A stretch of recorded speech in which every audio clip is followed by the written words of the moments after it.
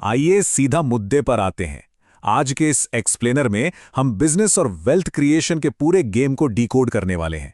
अगर कोई एंटरप्रेन्योर बनने का सपना देख रहा है और बिजनेस को देखने के पुराने नजरिए को पूरी तरह से बदलना चाहता है, तो ये मास्टर क्लास बिल्कुल उसी के लिए है। आज हम उन पुराने घिसे पिटे तरीकों को पीछे छोड़ेंगे और आज के दौर का सबसे बड़ा सीक्रेट जानेंगे कि कैसे बिना कुछ खरीदे मार्केट का पूरा फ्लो कंट्रोल किया जा सकता है। जरा इस नंबर पे गौर करें, 80 लाख रुपए। ये सिर्फ कोई रैंडम आंकड़ा नहीं है, ये एक बहुत बड़ी फाइनेंशियल सच्चाई है। मान लीजिए कोई 80 लाख की एक शानदार लग्जरी कार खरीदता है। अब उसके बाद क्या होता है? हर महीने बैंक अकाउंट से एक मोटी ईएमआई कट रही है, पेट्रोल का मीटर भाग रहा है, सर्विसिंग और इंश्योरेंस का बिल अलग से आ रहा है। ये एक ऐसा ट्रेडिशनल एसेट है जो लगातार जेब से पैसा सोख रहा है, और इसे खरीदने वाला बस इसी उम्मीद में बैठा रहता है कि काश किसी तरह ये कार खुद पैसा कमा कर दे दे। सच कहें तो ये एक बहुत ही आम स्थिति है जहां एक महंगी चीज असल में एक बहुत बड़ा बोझ बन जाती है। और अब सबसे दिलचस्प बात यहां आती है। एक तरफ वो इंसान है जो भारी भरकम खर्च करके एक एसेट के बोझ तले दबा है, और दूसरी तरफ उबर जैसी कंपनी है। सोचिए, उबर के पास अपनी खुद की कितनी कारें हैं? जीरो, बिल्कुल एक भी नहीं। फिर भी ये कंपनी आज दुनिया भर में करोड़ों लोगों से पैसा कमा रही है और अरबों डॉलर की इंडस्ट्री बन चुकी है। ये बहुत ही कमाल का विरोधाभास है। जो चीज किसी के पास है उससे वो संघर्ष कर रहा है, और जिसके पास वो चीज है ही नहीं वो पूरे मार्केट पर राज कर रहा है। तो चलिए इसे गहराई से समझते हैं। सेक्शन 1, पारंपरिक एसेट्स का जाल और प्लेटफॉर्म शिफ्ट। सालों से हमें यही पट्टी पढ़ाई गई है कि पैसा कमाने के लिए किसी न किसी एसेट का मालिक होना ही पड़ता है। लेकिन सच तो यह है कि यही पुरानी सोच बिजनेस को बड़ा बनाने के रास्ते में सबसे बड़ी रुकावट है। पुरानी टैक्सी कंपनियों के मॉडल को ही देख लीजिए। वो खुद ढेर सारी गाड़ियां खरीदती थीं, ड्राइवर्स को नौकरी पे रखती थीं और हर गाड़ी के मेंटेनेंस का पूरा जिम्मा भी खुद ही उठाती थीं। जाहिर है इसमें लागत बहुत ज्यादा थी और जोखिम भी सर चढ़कर बोलता था। लेकिन फिर एंट्री होती है आधुनिक प्लेटफॉर्म मॉडल की। उबर ने क्या किया? उन्होंने सोचा, क्या सच में हमें गाड़ियां खरीदने की जरूरत है?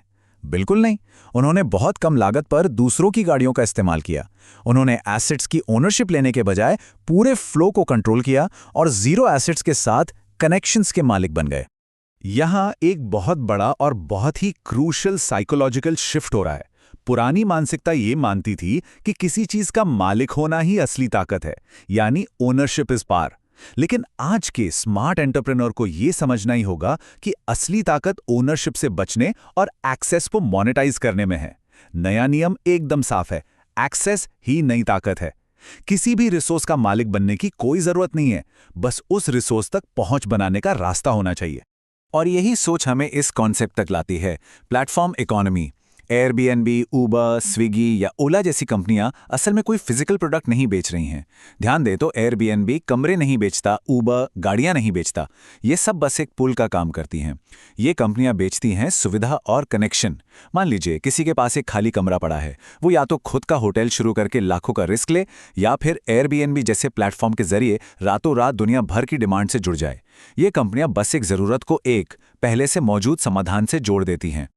आगे बढ़ते हैं सेक्शन 2 की ओर, फ्लो का मनोविज्ञान। वेल्थ क्रिएशन का असली विज्ञान सिर्फ रुकी हुई चीजों को जमा करने में नहीं है, बल्कि संसाधनों के फ्लो में छिपा है। जो सबसे क्रूशियल पॉइंट है वो ये है कि पैसा सिर्फ चीजों को जमा करके रखने से नहीं बनता। जब तक कोई भी रिसोर्स एक जगह रुका हुआ है, वो सिर्फ एक डेड एसेट है। असली मैजिक तब होता है जब चीजें एक सिस्टम के जरिए तेजी से आगे बढ़ती हैं। सारा खेल मानसिकता का है। एक कमजोर मानसिकता हमेशा खुद से यही पूछती है, मैं किन चीजों का मालिक हूं, मेरे पास क्या क्या है। वो इंसान एक कार खरीदता है और खुद को पावरफुल समझता है, जबकि असल में वो डिमांड को बिल्कुल कंट्रोल नहीं कर रहा है।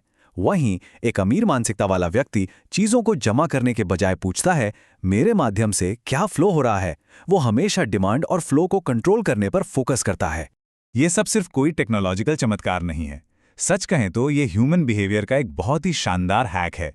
इन प्लेटफॉर्म्स ने इंसान की 3 बुनियादी इच्छाओं को पहचाना और उन्हें एक साथ जोड़ दिया।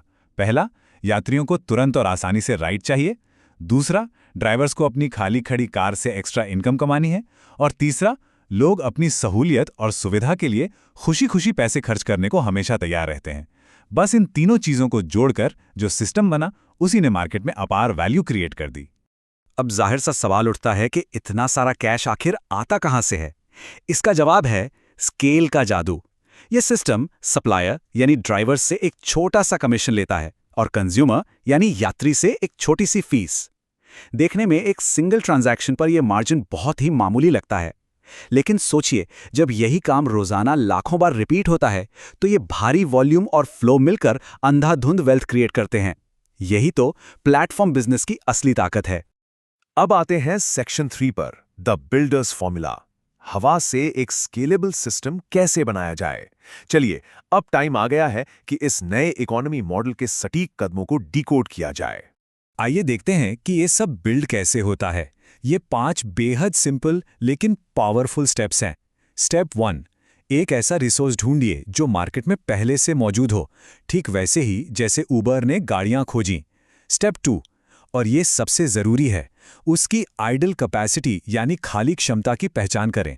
गाड़ियां दिन के कई कई घंटे यूं ही खाली खड़ी रहती थीं, वही तो आइडल कैपेसिटी थी। स्टेप 3, अब उन लोगों को ढूंढें जिन्हें उस रिसोर्स की ज़रूरत है, यानी डिमांड को कनेक्ट करें।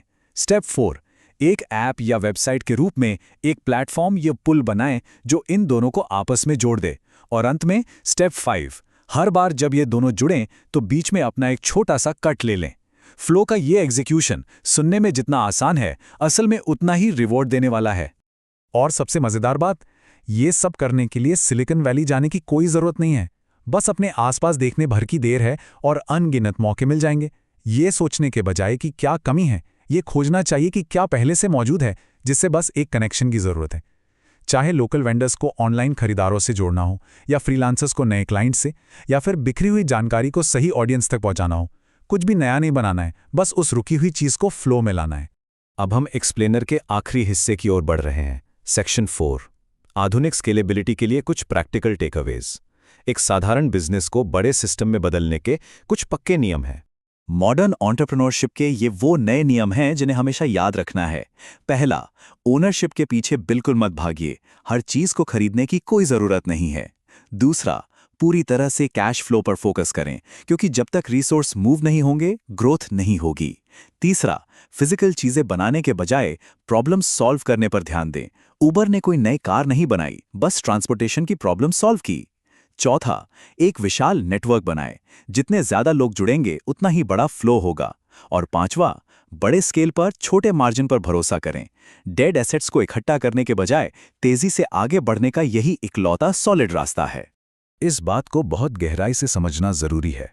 जहां एक तरफ ट्रेडिशनल सोच वाले लोग पूरी जिंदगी सिर्फ चीजें जैसे कार, घर या सामान इकट्ठा करने में ही संघर्ष करते रह जाते हैं, वहीं आज की मॉडर्न इकोनॉमी के बड़े खिलाड़ी पूरी तरह से कनेक्शन और सिस्टम का मालिक बनने पर फोकस करते हैं। अमीर लोग चीजों के मालिक नहीं बनते, वो उन सिस्टम्स के मालिक बनते हैं जिनसे होकर वो चीजें गुजरती हैं। तो अब जब भी रिसोर्सेज की कमी का ख्याल आए तो उबर को जरूर याद कर लेना चाहिए। शुरुआत में उनके पास भी कोई गाड़ी नहीं थी, सिर्फ कनेक्शंस थे। आज के इस एक्सप्लेनर के अंत में सबसे बड़ा सवाल यही है जो किसी भी एस्पायरिंग एंटरप्रेन्योर की भविष्य की रणनीति तय करेगा। आगे चलकर क्या सिर्फ एक कार खरीदी जाएगी, या फिर एक ऐसा शानदार सिस्टम बनाया जाएगा जो पूरी दुनिया को कनेक्ट कर दे? चॉइस आपकी है।